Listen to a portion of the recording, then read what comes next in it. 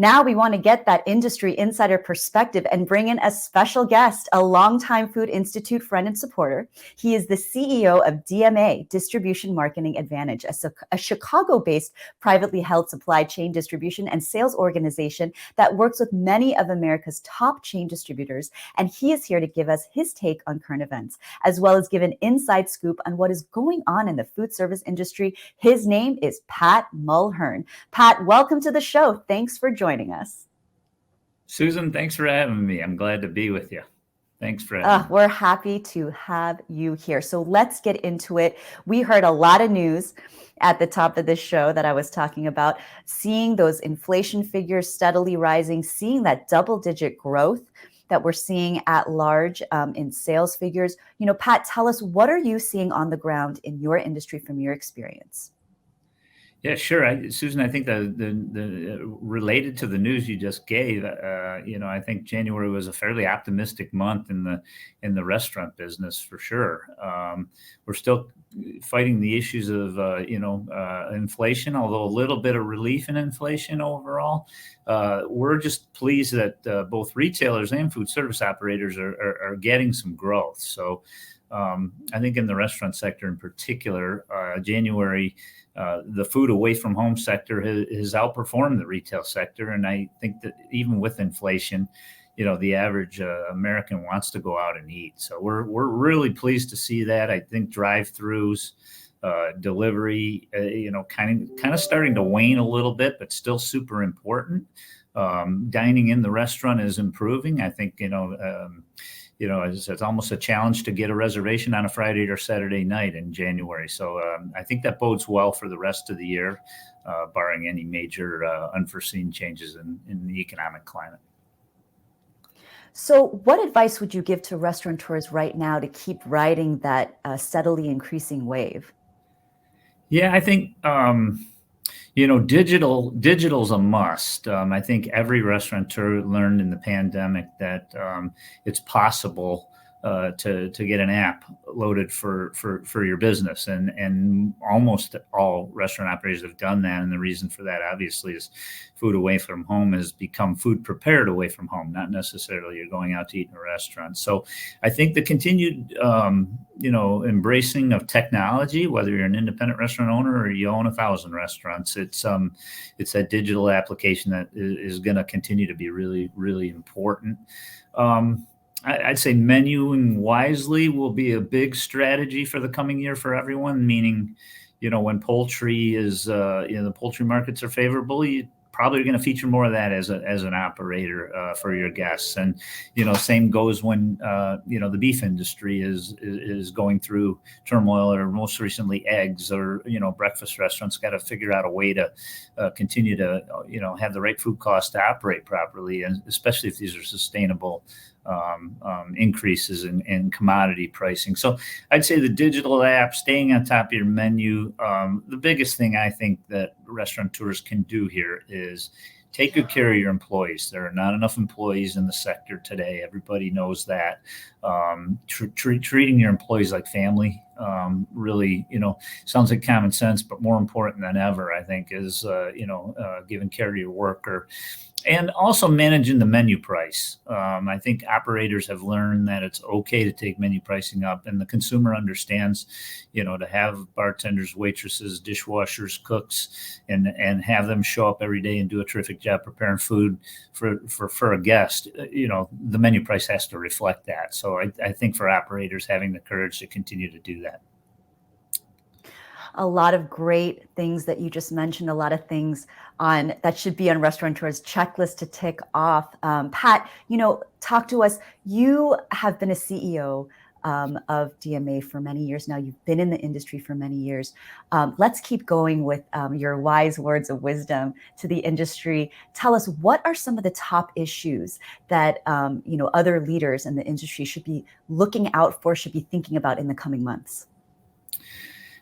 Yes, it's a great question, Susan. And I'm probably less prepared to give forward advice than I've ever been in my career, because things have changed so quickly over the past couple of years that we're looking out the window, as the Food Institute does, at what's going on next week and what may change here, and how do you stay a half a step ahead? So, kind of almost giving a little bit of history, looking back a couple of years, we started with, the economic destruction and a whole industry being almost closed for a couple of months.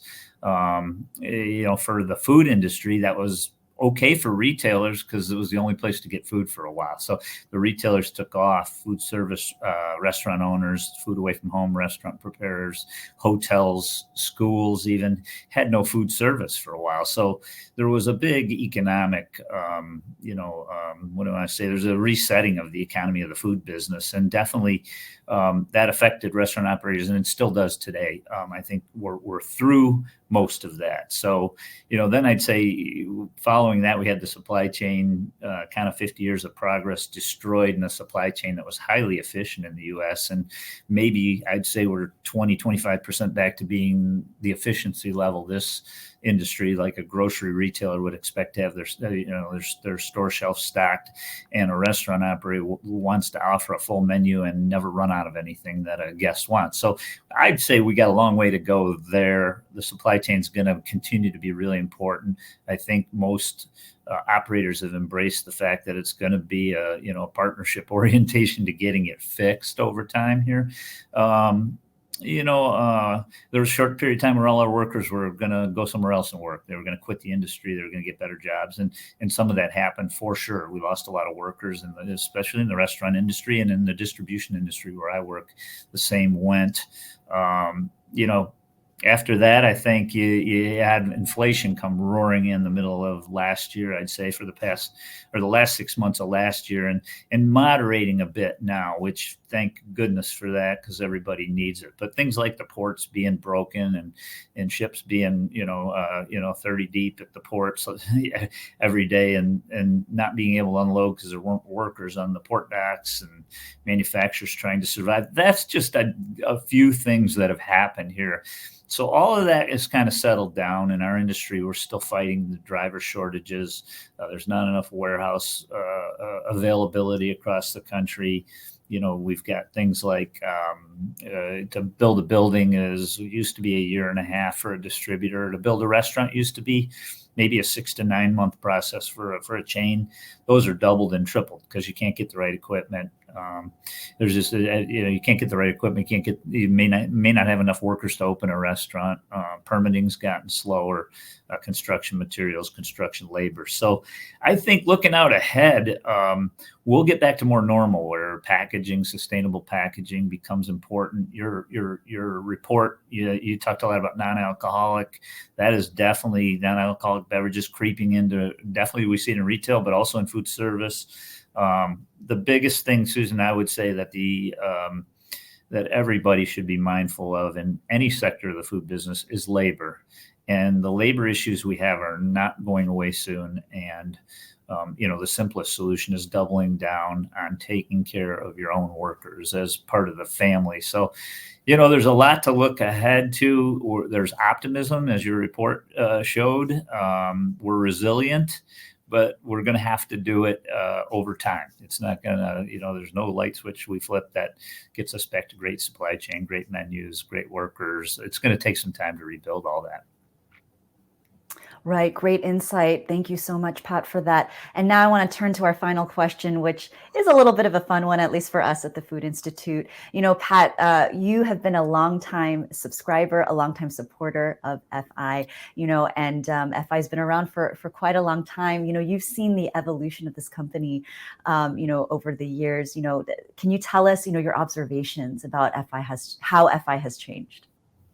Yeah, I would say in the last 2 to 3 years, the Food Institute has had an overhaul and become increasingly contemporary. And it's always been a place in the industry, as long as I've known it, probably 30, 40 years even, where you went to the Food Institute for truth. and you went to the Food Institute to get your timely information that you could trust, unbiased, and I think a lot of the food industry ran off of a Food Institute data and Food Institute reporting. And fast forward to what's gone on for you all the last couple of years, what I've noticed about the Food Institute is, the move to digital, the move to getting information to food operators, food manufacturers, food retailers, the entire food structure in a timely manner and quick. So, to me, the Food Institute is a daily must. I get my Food Institute briefing every single morning. I read it every morning. There's rarely something in that you rarely miss a big story. And, for any CEO or any executive that's managing people, managing a business, there's no better read. And then the move to digital, doing a live foodcast, I congratulate you on that.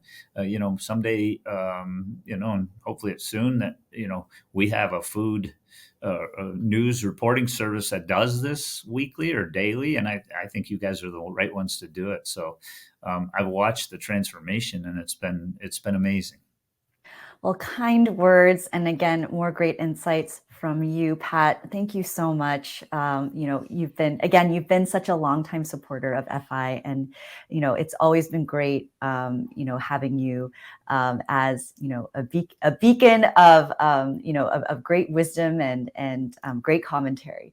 This is CEO Pat Mulhern, head of DMA Distribution Marketing Advantage. And you can find out more about this great company by going to their website, www.dmadelivers.com. Pat, thank you again for joining us. Thanks so much for having me, Susan. Congratulations to you guys on the great work you're doing. All right. Thank you so much.